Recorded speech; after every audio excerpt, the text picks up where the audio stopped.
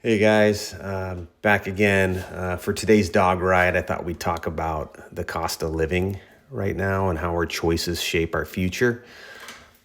Basically, it's yesterday I talked about delayed gratification and about waiting for what it's worth.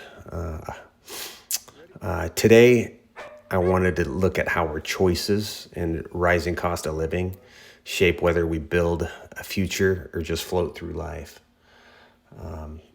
Basically, we live in a world where everything feels more expensive: housing, groceries, rent, you name it. But the truth is, it's not just the prices that shape our lives, it's how we respond to them. And the different generations, I think, responded to them, variably. Wow, these dogs were really, really excited today. They were chomping at the bit to go on this run.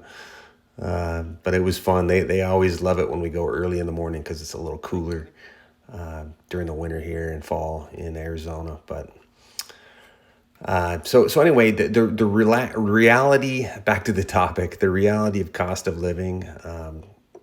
I know it's frustrating. It's easy to look around and feel like owning a home is impossible, or even a car outright, a new car. But every generation has faced its own version of that challenge, I think, and each had to make trade-offs to get to their financial stability, kind of where they are right now. Bring it Basically, when I was younger, buying a home meant sacrifice. And I saw my parents do the same thing, and their parents before them. We drove older cars. We had fewer vacations, one vacation a year, and we cut corners and costs as much as we could. We had a smaller house. Today, the expectations are higher, I think. Nicer things, bigger lifestyles, faster results, bigger homes, more flamboyant cars and lifestyle because everyone's doing it on social media and wants people to see them, it seems like. And that goes for all generations now. I think a lot of my Gen X generation has gotten into that lifestyle of kind of bragging online and so forth. I don't think they mean to do that, but it gives them that dopamine hit, and they don't know exactly why they're doing it, maybe. But it can look very, very, braggadocious, I guess you can say. We've shifted from asking, how do I make this work? To why should I wait when I can just rent or travel instead? So the next kind of thing I'd like to talk about on this topic is personal family examples of my own. With my daughters, I've seen this play out, and I love each one of their choices because they fit who they are. So it's fun. My oldest daughter went into the trades. She worked hard. She stayed out of college debt. Obviously, she learned by just working, experience, learned valuable skills, and waited to buy a home until she saved enough for a down payment. So proud of her. She's 28 years old, and she just practiced patience for a very long time, and has been working in this trade for almost 10 years. She's building stability one step at a time. And my second example is one of my middle daughters. She chose a different path. She moved to Hawaii to live her best life. She's adventurous, loves the ocean, and lives in the moment.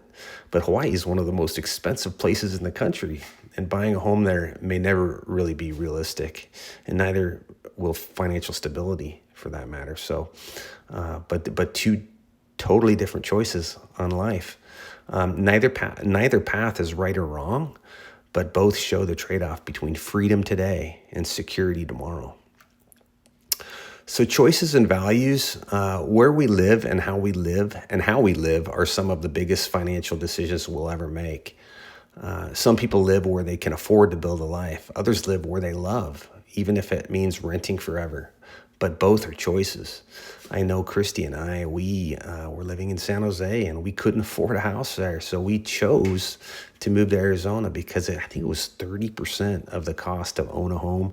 And even food was cheaper, gas was cheaper. I remember doing a calculator, cost of living calculator, back when the internet was brand new in 1996, and making that decision with Christy. Like, I think this might be a better deal for us. It was the same salary in Phoenix, Arizona, as it was in San Jose, but the dollar went a lot further, I tell you, in Phoenix, Arizona. So I'm glad we made that decision 30 years ago almost, and haven't looked back since.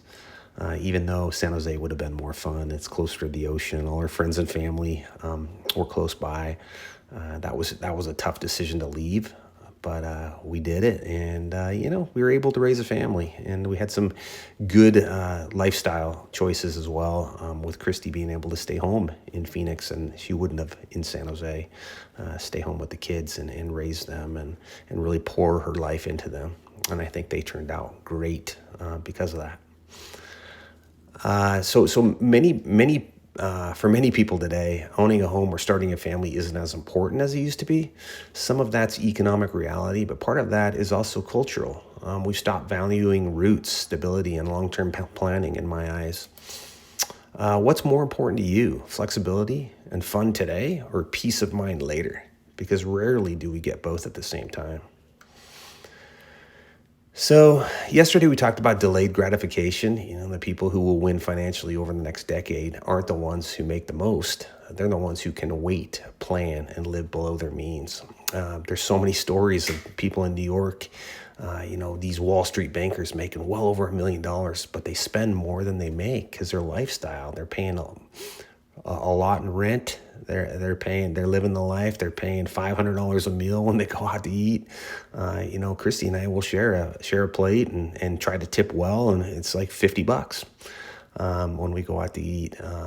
But we live in a low cost of living, so that was a choice we made 30 years ago that keeps paying dividends today. You can't control inflation or the housing market, but you can control your habits, your spending, and your expectations. And really, you can do that anywhere you live. Like going out to eat in New York or choosing to make your own food, cook at home. That's a big difference because groceries will probably cost more in New York, but you're going to save a lot of money doing that wherever you live. Just choosing to cook at home and eat at home as much as possible. Contentment doesn't mean giving up on goals. It means learning to be grateful and disciplined while others work toward them, or while you're working toward them. Sorry. So the wrap up and challenge of this talk today. Thanks for joining. But at the end of the day, it's not about the house. It's about the kind of life you want to build. If you want a future with peace, family, and purpose, make choices today that align with that, because time passes either way.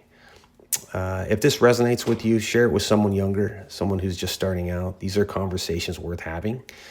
I just really appreciate you guys joining me, and let me know what you think. I mean, what's important to you? Is family? Do you want a family? Do you want to own a house someday?